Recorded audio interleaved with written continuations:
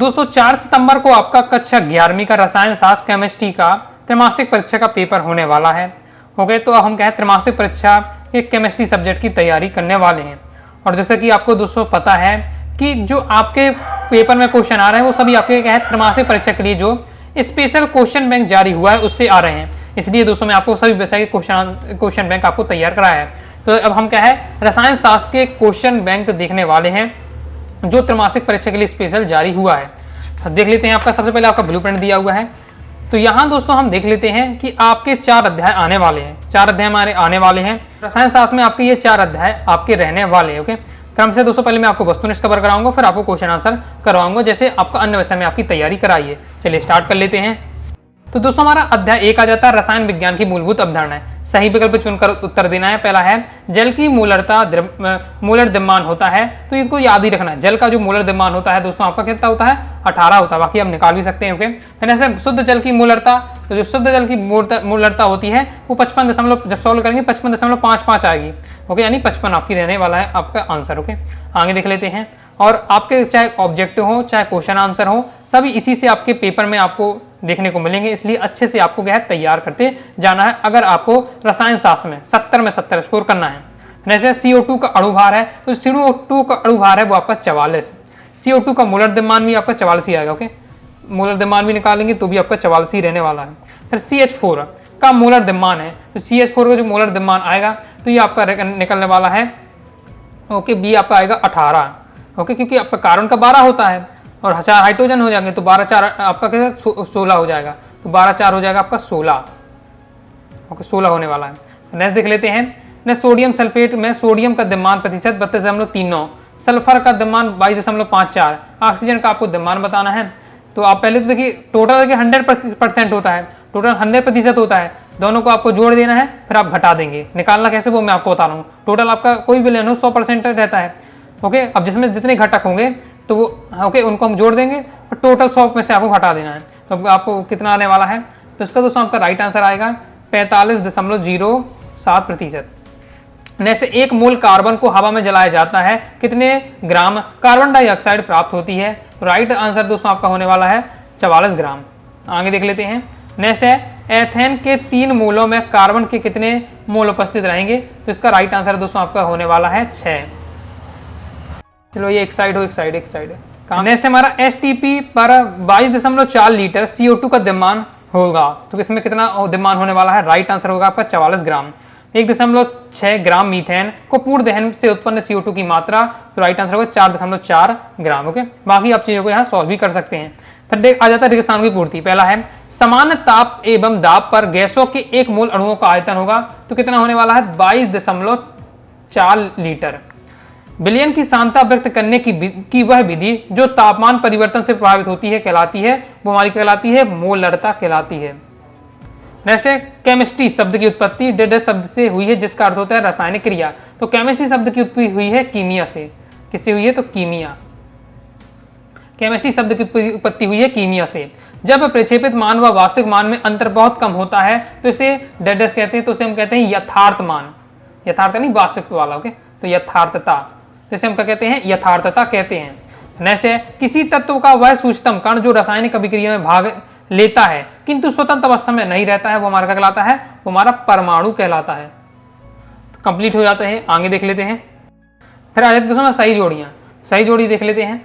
तो क्रम से दोस्तों हमारा पहले का राइट आंसर होगा आपका C नंबर का, दूसरे का दोस्तों आपका राइट आंसर होगा आपका A नंबर का, तीसरे का दोस्तों आपका राइट आंसर होने वाला है E नंबर का, चौथे का दोस्तों आपका राइट आंसर होगा B नंबर का, पांचवें का दोस्तों आपका राइट आंसर होने वाला है आपका D नंबर का। तो जाएगा 5वां। कंप्लीट हो जाता है।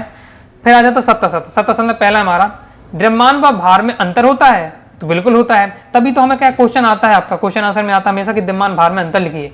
हो गया, तो आपका ये सत्य हो जाएगा, द्रव्यमान और भार में अंतर होता है। नेक्स्ट एवोगैड्रो नियम का उपयोग अणु की परमाणुकता को ज्ञात करने के लिए किया जाता है। तो ये दोस्तों हमारा क्या असत्य हो जाएगा।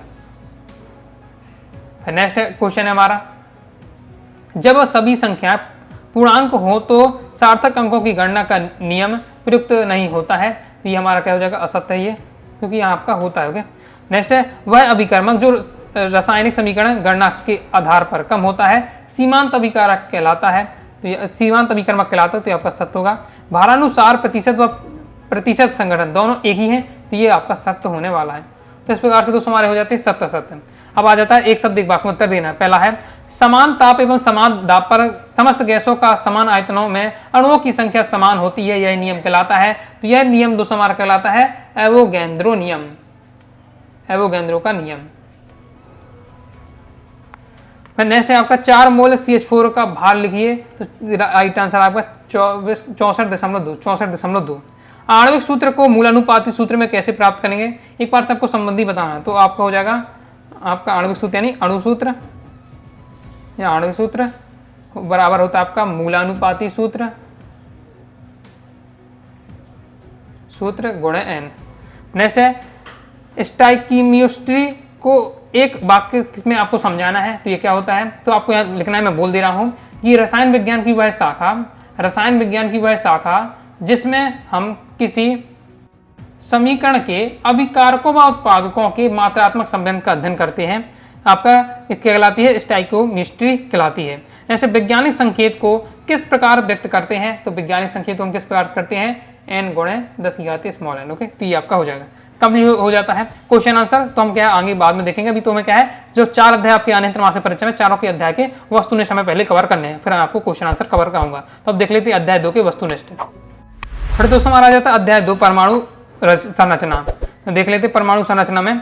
तो पहले विकल्प वाले क्वेश्चन है सोडियम आयन में इलेक्ट्रॉनों की संख्या है, तो इसका राइट आंसर आपका C नंबर का 10। समस्थानिकों में संख्या समान होती है, तो प्रोटॉन की। फिर आपका है Cl आयन में आपका इलेक्ट्रॉनों की संख्या होगी, तो इसमें आपका इलेक्ट्रॉनों की संख्या कितनी होने वाली है, राइट आंसर आपका 18। नेक्स्ट है आपका ये आपका दिया हुआ न्यूट्रॉन की इसमें सब संख्या बतानी है, तो न्यूट्रॉनों की संख्या होने वाली है आपका 45। ओके, तो नेक्स्ट देख लेते हैं एक, क्योंकि आपको क्या इसमें घटा देना पड़ता है, आपका निकल आता है न्यूट्रॉनों की संख्या। आगे नेक्स्ट है हमारा एक तत्व के लिए उपकोष L का मान 2 है, इसमें कुल इलेक्ट्रॉनों की संख्या ये हमारी होने वाली है 10 है। निम्नलिखित में से कौन सी द्रव्य तरंगों की तरंग दैर्घ्य सबसे कम होती है जबकि वे समान गति से गमन करते हैं, तो इसका राइट आंसर अल्फा कण। रिक्त स्थान की पूर्ति कीजिए। एक इलेक्ट्रॉन के लिए m1 का मान आपको दिया है, तो इलेक्ट्रॉन कक्षक होंगे, तो इसका राइट आंसर आपका डी कक्षक। जिस कक्षक के लिए n = 1 है, l = 0 है, उसे हम s से प्रदर्शित करेंगे।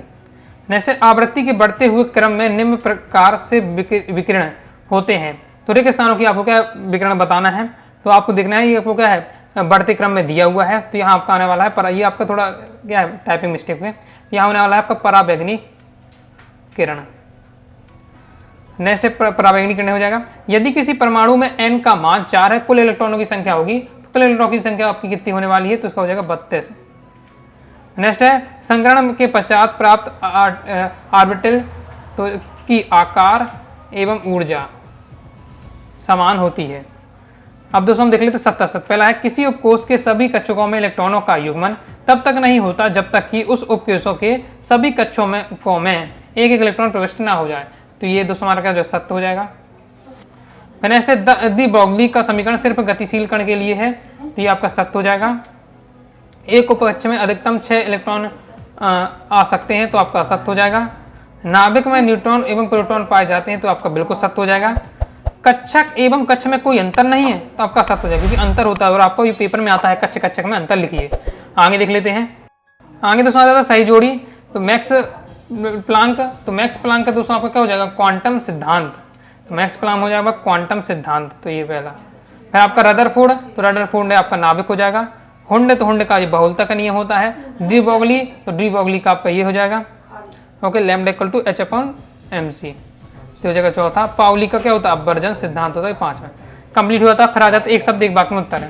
पहला है समान परमाणु क्रमांक परंतु भिन्न द्रव्यमान अंक वाले परमाणु क्या कहलाते हैं, तो क्या कहलाते हैं समस्थानिक कहलाते हैं, समस्थानिक।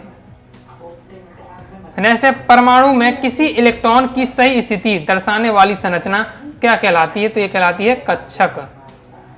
हाइड्रोजन परमाणु स्पेक्ट्रम की द्वितीयक श्रृंखला क्या कहलाती है, द्वितीयक श्रृंखला कहलाती है, तो इसका क्या कहलाती है बामर।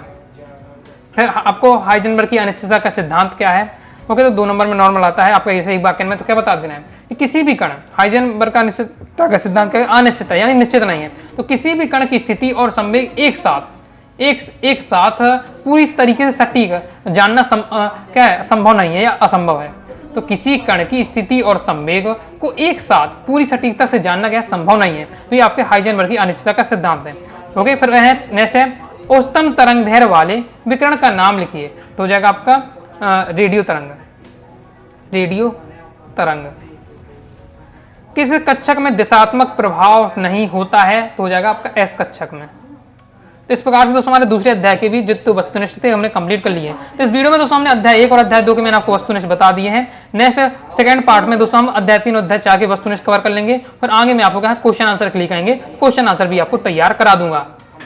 तो आइए दोस्तों आपको वीडियो पसंद आएगी, वीडियो पसंद आए तो लाइक करके सब्सक्राइब जरूर कर दीजिएगा। इसके साथ ही दोस्तों टेलीग्राम चैनल और व्हाट्सएप चैनल को जरूर ज्वाइन कर लीजिएगा। बाकी दोस्तों आप क्या है पीडीएफ मटेरियल नोट्स प्राप्त करना चाहते हैं, अनुराग आईआईटी क्लासेस के प्ले स्टोर से ऐप को डाउनलोड करके वहां से आप क्या है कोर्स को बाय कर सकते हैं। तो मिलते हैं नेक्स्ट वीडियो में, तब तक के लिए बाय बाय।